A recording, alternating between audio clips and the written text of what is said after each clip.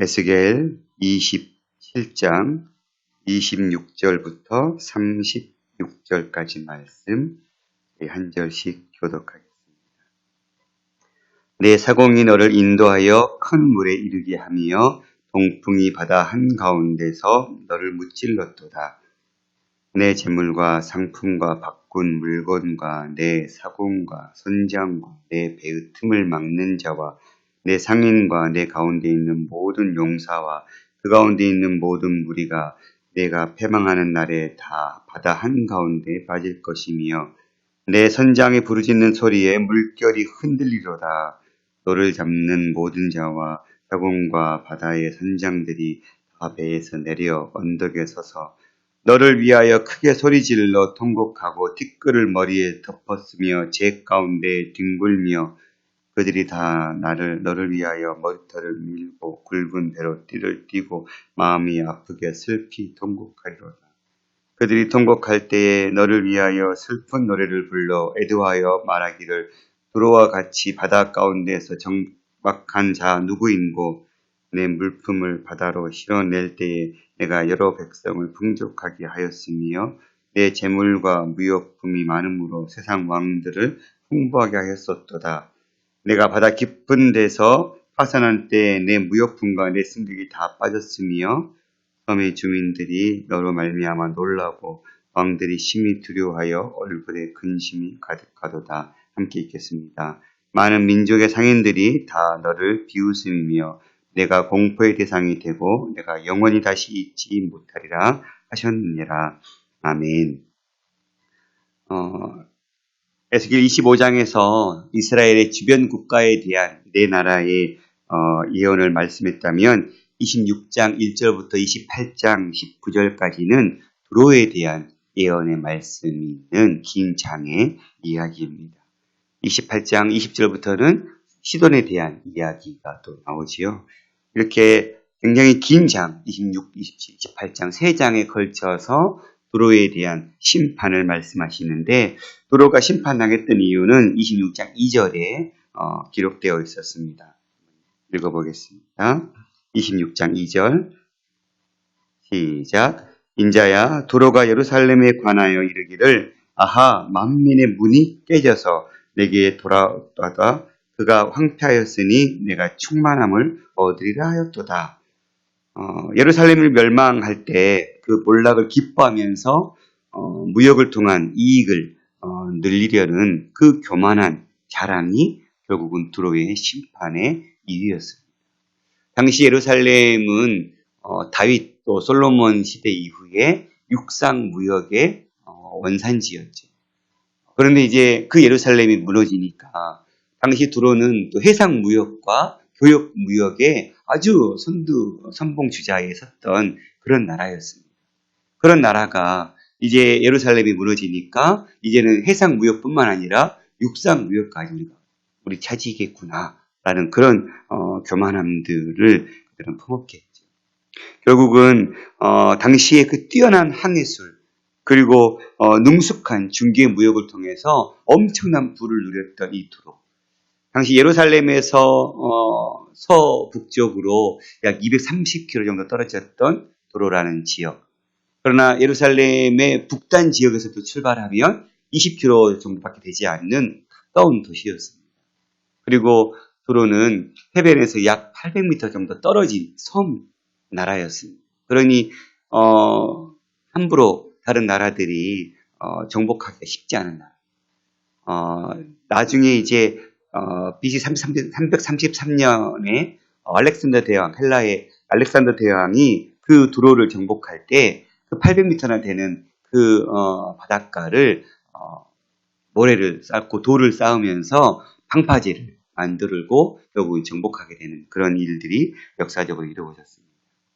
결국 27장은 그 화려했던 해상 무역과 중개 무역으로 엄청난 부를 축적했던 그 두로의 멸망에 대한 애가를 부리고 있고 26장부터 네 번의 예언을 했다면 27장에서는 다섯 번째 예언이 시작되고 있는 단락입니다. 총 7개의 예언의 말씀들이 두로에 대해서 선포되고 있는 말씀입니다.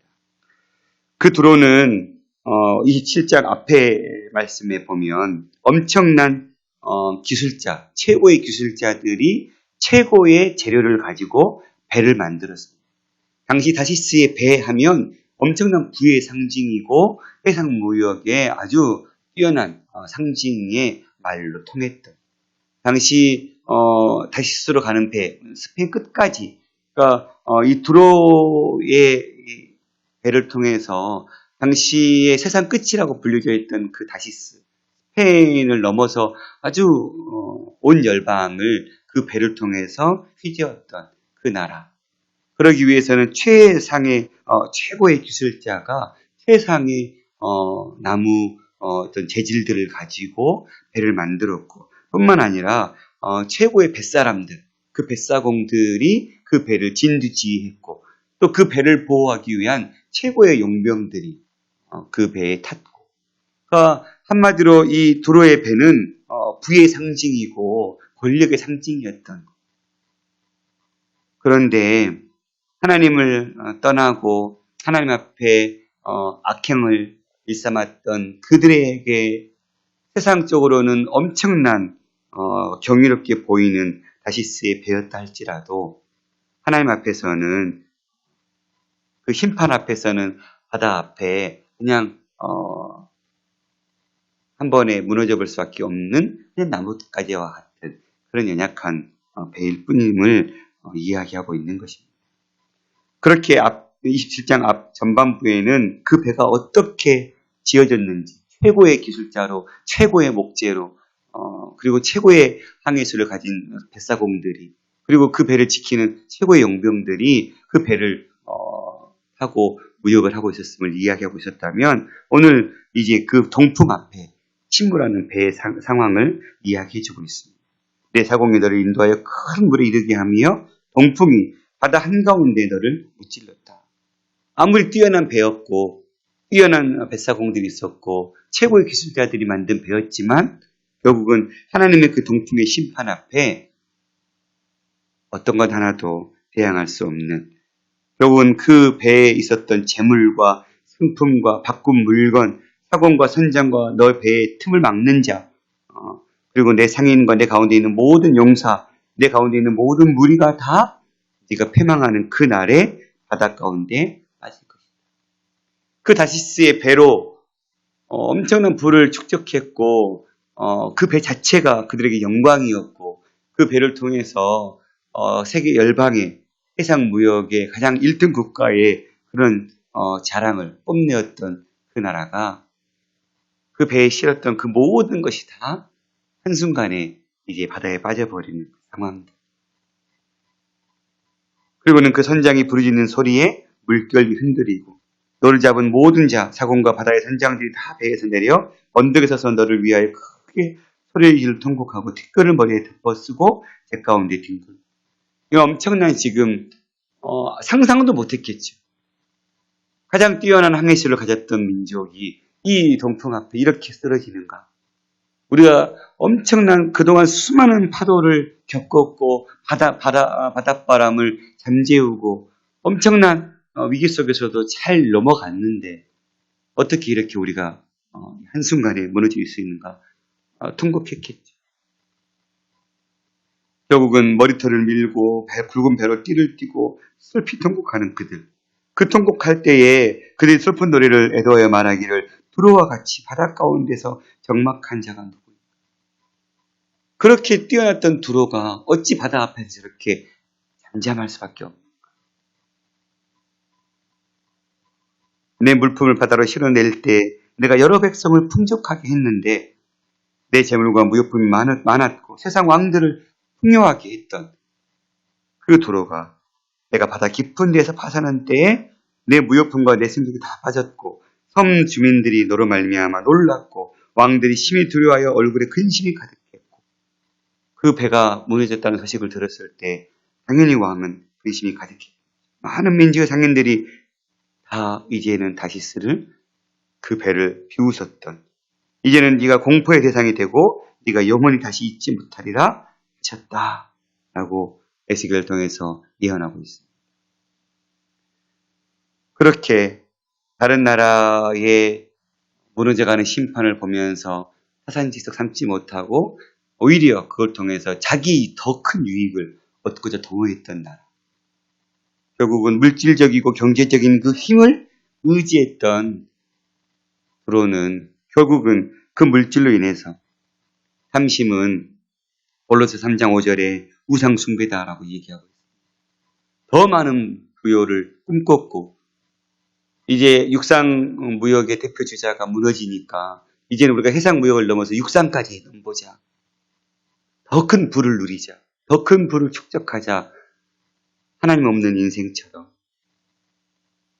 결국은 그들의 탐심은 그들에게서는 우상이었고 결국은 그 우상을 섬겼던 그들은 한없이 무너질 수밖에 없었던 그런 연약한 그 위치에 내몰릴 수밖에 없었습니다. 또한 그 물질의 풍요는 브로에게 엄청난 교만을 가져왔겠죠.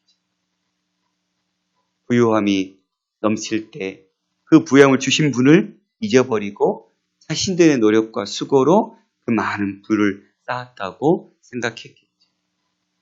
결국은 교만은 패망일 뿐입니다. 잠언 16장 18절에 교만은 패망의 선봉이요 거만한 마음은 넘어짐의 앞자리다 라고 얘기합니다. 말씀을 묵상하면서 화려한 나라 두로 당시 세계의 무역을 좌지우지했던 나라 결국은 그 무역을 통해서 엄청난 부를 축적했던 나라 그 나라를 생각해 보면 또 섬나라 뱃사공들은 또 드센 면들이 있는 것 같아요. 농촌의 농부들보다는 바다에서 자기의 목숨을 걸고 업을 삼는 사람들이기 때문에 좀 거친 면들이 있어요. 그렇게 수고하고 거친 면들의 보상은 뭐예요? 물질이거든. 그러니 물질이 전부인 그런 삶을 살았을 것 같아요. 제가 섬에서 살아보니 그런 부분이 정말 보여요. 그동안 바다에서 그 파도 앞에서 엄청난 싸움을 싸웠기에 육지에 들어오면 엄청난 그 피로감과 그 부담감을 이제 흥청망청 술과 많은 음식을 먹으면서 풀어내는 거. 그러니 좀 더 농촌보다는 타락의 문화가 발전된 부분이 어쩜 같아요. 마치 두로는 그랬을 것 같아요. 그 엄청난 부를 통해서 먹고 마시면서 엄청난 타락의 길을 걸었던 그들의 인생에 있어서는 하나님을 두려워하지 않았을 거예요. 그러나 그 힘이 영원할 줄 알았겠죠. 끝까지 그들에게 그 풍요가 그들에게 삶의 평안함을 가져다 줄 줄 알았겠죠. 그러나 하나님은 그 나라를 그렇게 동풍 앞에 무너뜨리게 하심으로 그것이 얼마나 어리석은지를 보여주신 것입니다. 오늘날 우리는 어떻습니까? 물질적이고 경제적인 힘을 의지하는 나라는 아닙니다. 나라가 발전하면서 이렇게 발전에 이르도록 헌신했고 수고했던 그 조상들의 헌신과 수고는 싸그리 잊어버리고 어떻게 우리가 여기까지 오게 되었는지 그 과정은 다 놓쳐버린 채 결과로 주어진 부와 물질의 풍요함만 가지고 흥청망청 살아가는 나라는 아닙니다. 결국은 그 풍요와 부를 통해서 나눔이나 함께 누리지 못한 자들에게 나눠주는 그런 삶의 공동체가 아니라 오히려 더 많은 부를 축적하기 위해서 없는 자, 부족한 자, 연약한 자의 그 주머니까지 탈탈 털어서 내 배를 채우고 있는 나라는 아닙니다. 이 한반도가 하나님이 어떻게 이 땅에 복을 주셨는지를 기억하고 하나님의 손에 의해서 이 부를 누렸던 나라가 하나님의 은혜로 되었음을 알고 오히려 더 겸손하게 더 낮은 자를 섬기고 함께 더불어 살아가는 공동체의 나라로 세워질 수 있었으면 좋겠다라는 마음들을 묵상하면서 품었던 시간들이었습니다. 우리 그리스도인들이 이 일에 더 앞장서야 할 줄 믿습니다. 부인할 수 없을 것입니다. 100여 년 전에 선교사들이 뿌렸던 학원 복음화, 병원을 세우고 학교를 세우고 신분을 타파하고 엄청난 교육과 그 열정들을 통해서 이 땅을 여기까지 기초를 세워주신 그 은혜가 이 복음 때문에 이 땅은 있어진 줄 믿습니다. 그런데 이제는 그 은혜를 다 까먹고 있는 것. 우리 개인의 삶은 어떻습니까? 오늘의 평안함, 이 부에 있기까지 하나님께서 그 모진 바람을 다 겪은 그 과정 가운데 함께 하셨고 그 함께한 손길로 인해서 오늘의 이 평안함을 맛보고 있는데 그 손길을 다 잊어버린 채 그 부의 맛에 취해서 하나님을 섬기는 일에는 소홀히 하고 더 많은 부를 누리고 채우기 위한 일에 급급해 있지는 않아요. 하나님 앞에 우리의 삶을 바로 세우는 그런 믿음의 역사가 일어나기를 소망합니다. 내 삶의 주인이 주님이심을 분명히 기억하고 주신 분도 주님이시고 취하신 분도 주님이시잖아요. 그래 우리는 주님 주셨을 때 감사함으로 받고 그 주신 것을 함께 나누는 삶을 살아갈 때 하나님께서 그 삶을 보시면서 기뻐할 수 있습니다.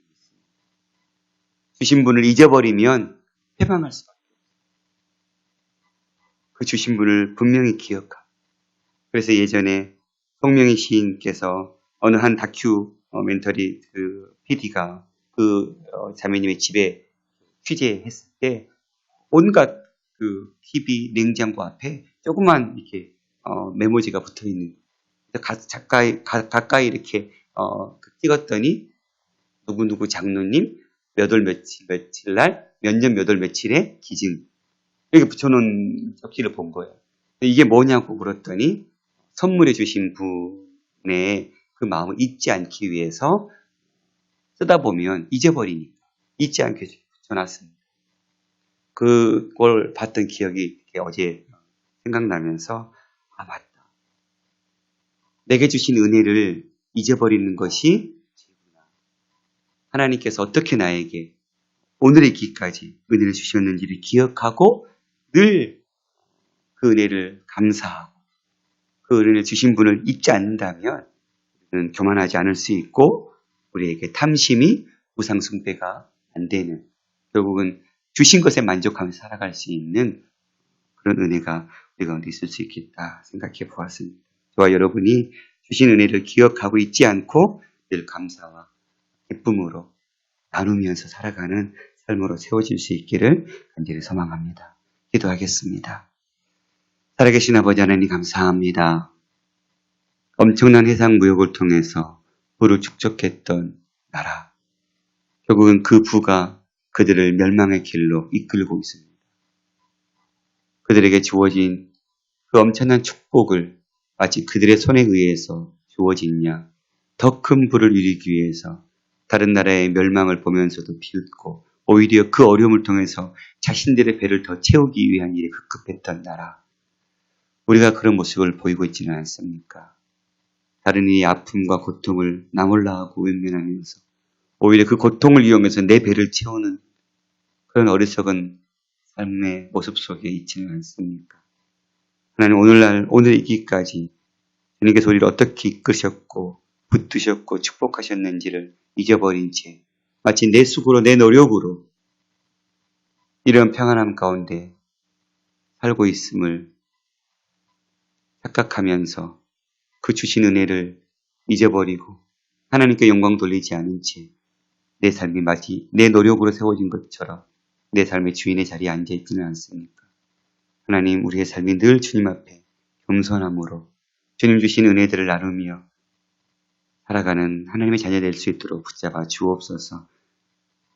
이 한반도 땅이 오늘날 있기까지 이렇게 부강하게 이 축복을 맛보았던 것이 어디서부터 시작되었는 건지를 기억하고 하나님께 영광 돌릴 수 있는 나라 될 수 있도록 도우시며 한국교회가 이 물질의 만몬에 사로잡혀서 하나님께서 그렇게 교회를 이토록 견고케 부흥케 하셨던 이 은혜들을 잊어버린 채 자기 왕국 쌓는 일을 멈추게 하여 주시옵소서.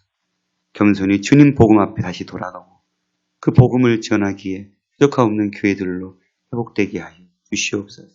열방에 주의 복음을 선포하시는 귀한 복음 전도자들의 그 길을 오늘도 함께 해주시옵시며 선한 손길로 동행하여 주시옵소서. 모든 말씀 우리 주 예수 그리스도의 이름으로 기도드렸습니다. 아멘.